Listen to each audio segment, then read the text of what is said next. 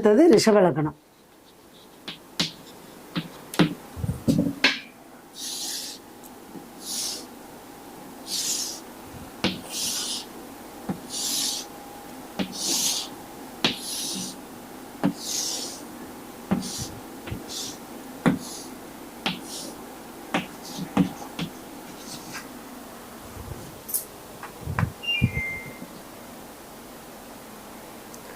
அடுத்தது ரிஷப லக்னம்.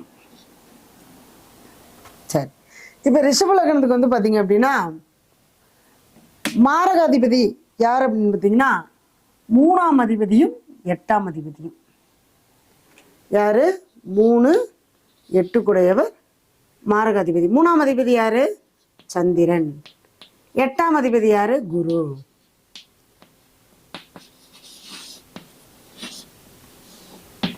யாரு? மாரகாதிபதி.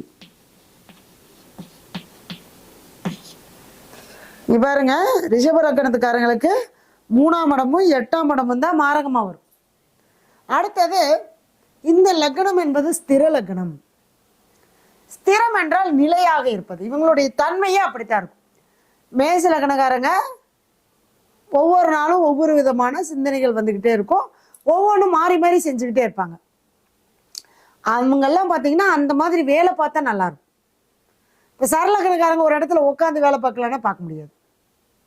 அவங்க அங்கங்கே போயிட்டு வந்துட்டு இருந்தாங்கன்னா தான் அவங்களுடைய இது வந்து அந்த லக்னம் வந்து வேலை செய்யும்.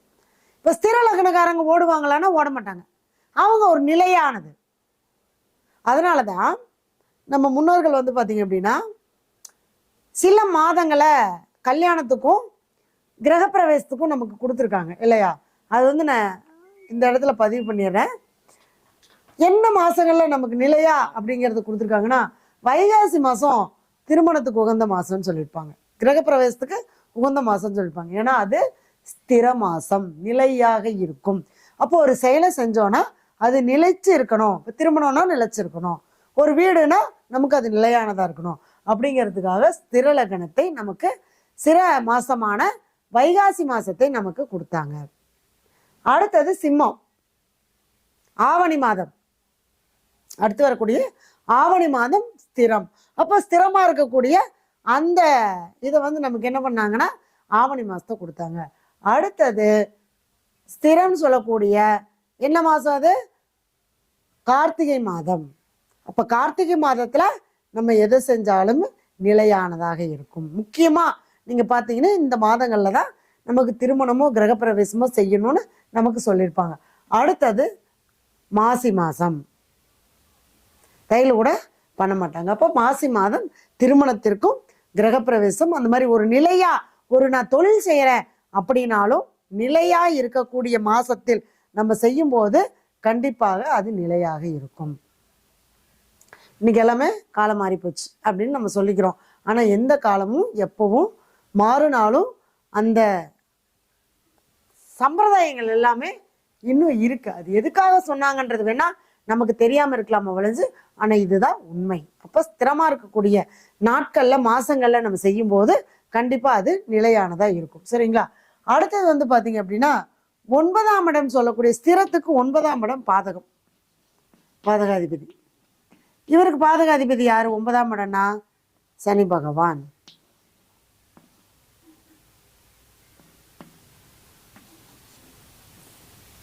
அப்ப சனி பகவான் தானே பாதகாதிபதி. அப்ப இந்த ஸ்திர லக்னத்துக்கு 9ஆம் இடம் சொல்லக்கூடிய ரிஷப லக்னக்காரங்களுக்கு எப்பவுமே தந்தையாருடைய உறவு, தந்தையாருடைய ஆதரவு எப்பவுமே இருக்காது.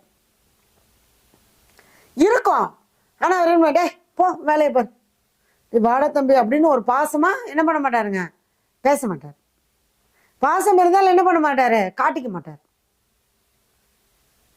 அப்ப தந்தை வாக்கியஸ்தானம் நமக்கு என்னன்னா, நான் சம்பாரிச்சு நான் அனுபவிக்கணும், நான் சம்பாரிச்சு மற்றவங்க அனுபவிக்கிறது அது பாக்கியம் இல்லை. 9ஆம் இடம் புண்ணியம், அப்பாவுடைய புண்ணியம், நம்மளுடைய பாக்கியம். கேட்குறாங்கல்ல, குழந்தை பாக்கியம் இருக்கா, திருமண பாக்கியம் இருக்கா, என்னுடைய ஜாதகத்துல பாக்கியம் இருக்கா? அப்ப அந்த பாக்கியம் சொல்லக்கூடிய 9ஆம் இடமே இவங்களுக்கு பாதகமா போனதுனால இவங்க அந்த பாக்கியத்தை அனுபவிக்க முடியாது. குழந்தை பாக்கி லேட் ஆகுறது, அப்பாவுடைய சொத்து அனுபவிக்க முடியாமல் போகிறது, அப்பா அப்பா இருந்தும் அனாதையாட்ட வாழ்கிறது, அப்பாவுக்கு செய்ய வேண்டிய காரியங்களை கூட செய்ய முடியாமல் சில பேருக்கு நடக்கிறது. இந்த மாதிரியெல்லாம் இந்த 9ஆம் இடம் ஸ்திரமா லக்னக்காரங்களுக்கு 9ஆம் இடம் பாதகமாக இருக்கிறதுனால, அதுவும் சனியாகவே வர்றதுனால, சனி பகவான்னா யாருங்க? கர்மகாரகன். அப்பாவுக்கு கர்மகாரியம் செய்யாமல் போகிறது. இந்த மாதிரியான விஷயங்கள்லாம் இந்த ஸ்திர லக்னக்காரங்களுக்கு வரும். சரிங்களா? அடுத்தது கடவுள். 9ஆம் இடம் என்பது குரு. அப்போ ஒரு முறையான குரு கிடைக்க மாட்டாங்க, வழிகாட்டுதல் கிடைக்காது, யாருடைய சப்போர்ட்டும் கிடைக்காது, ஆதரவு கிடைக்காது. நானாச்சு நின்று பார்த்துக்கிறேன் அப்படின்னு செஞ்சு சொல்றதுக்கு ஆள் இருக்காது. அடுத்தது சனி பகவானே 10ஆம் இடத்துக்கும் வரார். அப்ப தொழில், பல தொழில் செஞ்சாலும் ஒரு தொழிலையும் நிலையா இருக்க முடியாது. 10க்கும் 9க்கும் உடையவர் சனி பகவான். தர்ம கர்மாதிபதி. 9 10னா 9 தர்மம், 10ஆம் இட கர்மம். சொல்லுவாங்கல்ல, தர்ம கர்மாதிபதி யோகம் எப்ப வேலை செய்யும்? அப்பாங்கிற 9ஆம் இடம், 10ஆம் இட கர்மம். அப்பாவுக்கு கர்மகாரியம் பண்ணதுக்கு அப்புறம் தான் இவருக்கு தொழில் நல்லா இருக்கும். உண்மை.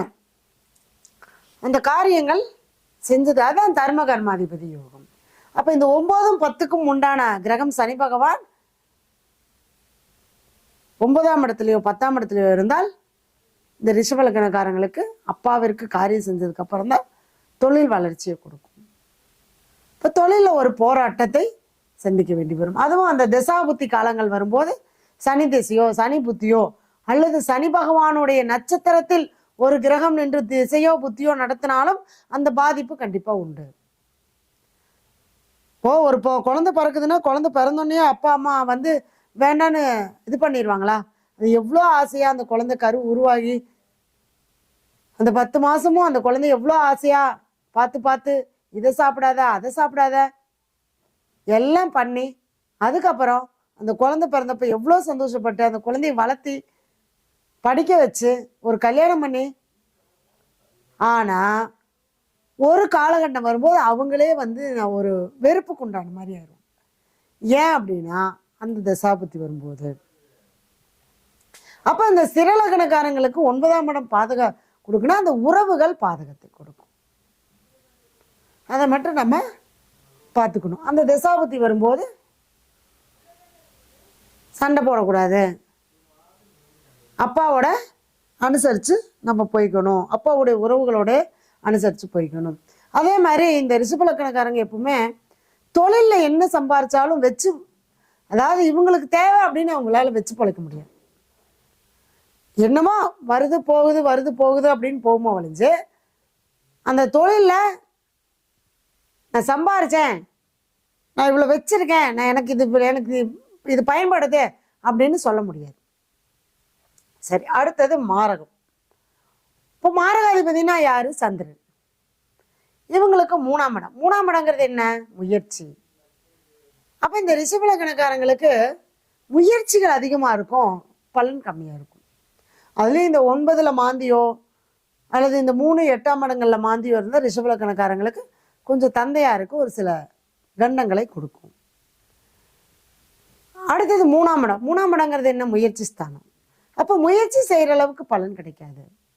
மனம் கற்பனையில நல்லா அதீத கற்பனையெல்லாம் இருப்பாங்க, ஆனா அந்த கற்பனை செயலுக்கு வராது. அடுத்தது 8ஆம் இடம் சந்திரன். 3ஆம் அதிபதி சந்திரன். அப்போ மனசும் உடம்பும் அவர்களுக்கு ஒரு சோர்வாகவே இருக்கும். இந்த தசாபுத்தி காலகட்டங்கள் வரும்போது மென்டலி டிஸ்டர்ப் ஆவாங்க. சந்திரன்னா மனோகாரகன். ஒரு சிலருக்கு பார்த்தீங்க அப்படின்னா அந்த மென்டலாக டிஸ்டர்ப் ஆயிடுறாங்க, ஒரு குறிப்பிட்ட காலகட்டம் அப்படி இருக்காங்க அப்படிங்கிற மாதிரி இருந்தாலும் பார்த்தீங்கன்னா இந்த சந்திரன் தான் அதுக்கு காரகன். நான் நிறுத்திட்டேன். அடுத்தது குரு. 700 பேர் பார்த்துட்டு இருக்காங்க. 700 பேர் இப்போ பார்த்துட்டு இருக்காங்க. எல்லாருமே ஒரு லைக் பண்ணிட்டு பார்க்க சொல்லுங்க. ஓகே, எல்லாரும் ஒரு லைக் பண்ணுங்க. வீடியோவை 2 டைம் டச் பண்ணீங்க அப்படின்னா லைக் விழுந்துரும். ஏன்னா நீங்க கொடுக்குற ஒரு ஏன்னா இவ்வளவு பேர் வந்து எல்லாருமே கான்ஸ் போட்டுட்டே இருக்காங்க. Okay okay. ஸோ நேர்லயே உங்களுடைய எல்லா கேள்விக்கும் பதில் உண்டு. ஸோ லைக் பண்ணிட்டே பாருங்க, மேடமோட எல்லா வீடியோஸும் உங்களுக்கு வரும். ஓகே. அடுத்தது 8ஆம் அதிபதி. 8ஆம் அதிபதி மாரகாதிபதி. 8ஆம் அதிபதி யாரு? குரு. நமக்கு முதல் ரிஷப லக்னத்துக்கு குரு என்ன பண்ண மாட்டாருங்க, அவர் சுக்கிரனுடைய வீடு. சுக்கிரன் லக்னாதிபதி சுக்கிரன், இங்க குரு, ரெண்டுமே அது அசுர குரு தேவகுரு இல்லைங்களா? அப்ப இந்த 8ஆம் இடம் ஆல்ரெடி அவங்களுக்கு மாரகமா போச்சு. முதல்ல குரு வந்து சுக்கிரனுக்கு சப்போர்ட் பண்ண மாட்டார். அப்படிங்கிறப்ப திருமணம் சார்ந்த விஷயங்களில் 8ஆம் இடங்கிறது என்னங்க, ஆயுள் ஸ்தானம், திருமணம். அடுத்தது எதிர்பாராத இழப்புகளை சந்திக்கக்கூடியது. சார் அது வேண்டாம், வேற எடுத்துக்கோங்க, உள்ள எடுத்துக்கோங்க, ரொம்ப நாள் 2-3 நாள் ஆயிடுச்சு. அதாவது 8ஆம் இடங்கிறது இழப்புகளை சந்திக்கக்கூடியது. அப்ப இந்த மாரகாதிபதி வரக்கூடிய அந்த குரு திசையோ குரு புத்தியோ அல்லது குரு நட்சத்திரத்தில் ஒரு கிரகம் நின்று திசையோ புத்தியோ நடத்தினால் இந்த ரிஷப லக்னக்காரர்களுக்கு மரணம், மரணத்துக்கு ஒப்பான கண்டம், ஒரு பெரிய இழப்பு. குருனா பெரிய பணம், ஒரு ஆசைப்பட்டு ஏதோ ஒண்ணுல இன்வெஸ்ட்மெண்ட் பண்ணி பணம் போறது. அதான் சொல்லுவாங்க, பணம் போனா போயிட்டு போகுது, சம்பாரிச்சுக்கலாம், உயிர் போனா சம்பாதிக்க முடியாது அப்படின்னு சொல்றோம் இல்லையா? அந்த மாதிரி அந்த மாரகத்தை அந்த மாதிரியான சில வழிகள்ல நமக்கு கொடுக்கும். அப்ப நமக்கு அந்த குருனாலே நமக்கு என்னங்க, பணம். அப்ப பெரிய பணத்தை நம்ம வந்து உடல் உழைப்பில்லாத வருமானம் வருது, அதுல இன்வெஸ்ட்மெண்ட் பண்றேன், இதுல இன்வெஸ்ட்மெண்ட் பண்றேன்னு என்ன பண்ணக்கூடாதுங்க, ரிஷப லக்னக்காரங்க இன்வெஸ்ட்மெண்ட் பண்ணக்கூடாது. ஏமாற்றத்தை சந்திப்பார்கள். ஆனா அவங்களுக்கு தான் ஆசை அதிகமா இருக்கும். என்ன சந்திரன் அங்க உச்சமாகிறார் இல்லையா, நிறைய வீடியோல நான் சொல்லியிருப்பேன். அப்ப அங்க ஆசை அதிகமாகும் போது என்ன பண்ணுவார் அப்படின்னா, தேவையில்லாத சில சிக்கல்கள்ல கொண்டு போய் விடுற மாதிரி ஆயிரும். சரிங்களா? அப்ப இந்த ரிஷப லக்னக்காரங்க சனி பகவானும் சந்திரன் குரு இவங்களுடைய வழிபாடு எப்பவுமே பண்ணிட்டு வரணும். இப்ப என்ன அப்படின்னா, இந்த ரிஷப லக்னக்காரங்களுக்கு பாதகாதிபதி சனி பகவானா இருக்கிறதுனால தந்தையாருக்கு எப்பவுமே அவர் அப்பா நம்மள வேண்டான்னு சொன்னாலும் கூட அவருக்கு நம்ம செய்ய வேண்டியது செஞ்சுக்கிட்டே வரணும். அவர்கிட்ட ஆசீர்வாதம் வாங்குறது, அவருக்கு ஏதாவது நம்ம சந்தோஷப்படுத்துற மாதிரி சில விஷயங்கள் செய்யறது, அந்த தந்தை சார்ந்த உறவுகள், தந்தை மாதிரி இருக்கக்கூடிய உறவுகளுக்கு நம்ம ஒரு தானம் பண்ணிட்டு வர்றது. அதே மாதிரி குரு சனி ரெண்டுமே பாதகாதிபதி மாரகாதிபதியா இருக்கிறதுனால ஏதாவது முதியோர் ஆசிரமத்துக்கு ஒரு வேளை சாப்பாடு கொடுக்கறது, அவங்களுக்கு ஒரு பெட்ஷீட் வாங்கி கொடுக்கறது, ஒரு துணிமணி வாங்கி கொடுக்கறது, இந்த மாதிரி உங்களால என்ன முடியுமோ அதை செஞ்சுட்டு வாங்க. அப்ப குருவும் சனியும் பாதகாதிபதியா வர்றதுனால கும்பகோணத்து பக்கத்துல அது என்ன கோயில்,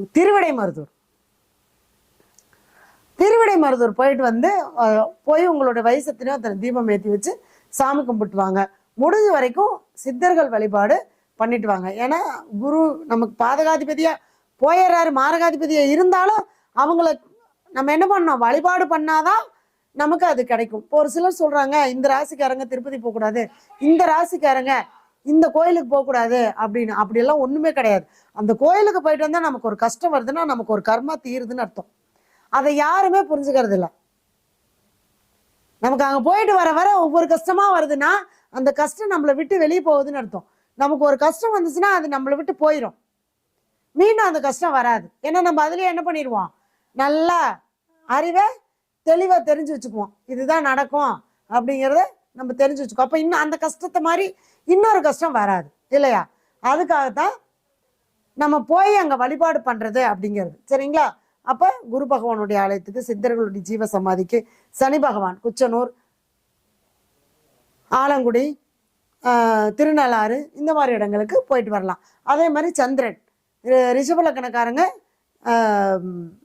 சந்திரனுடைய ஸ்தலமான திங்களூர் அங்க போய் ஒரு 10 பேத்துக்கு தயிர் சாதம் கொடுத்து அன்னதானம் பண்ணிட்டு திங்கட்கிழமை அன்னைக்கு வழிபாடு பண்ணிட்டு வந்தீங்க. அந்த தசாபுத்தி நடக்கும்போது அல்லது அந்த கிரகம் ஏதாவது நட்சத்திரத்தில் நின்று தசாபுத்தி நடத்தும் போது கண்டிப்பா நீங்க போயிட்டு வந்தீங்க அப்படின்னா இந்த பாதகமானது உங்களுக்கு சாதகமாக மாறும். சரிங்களா?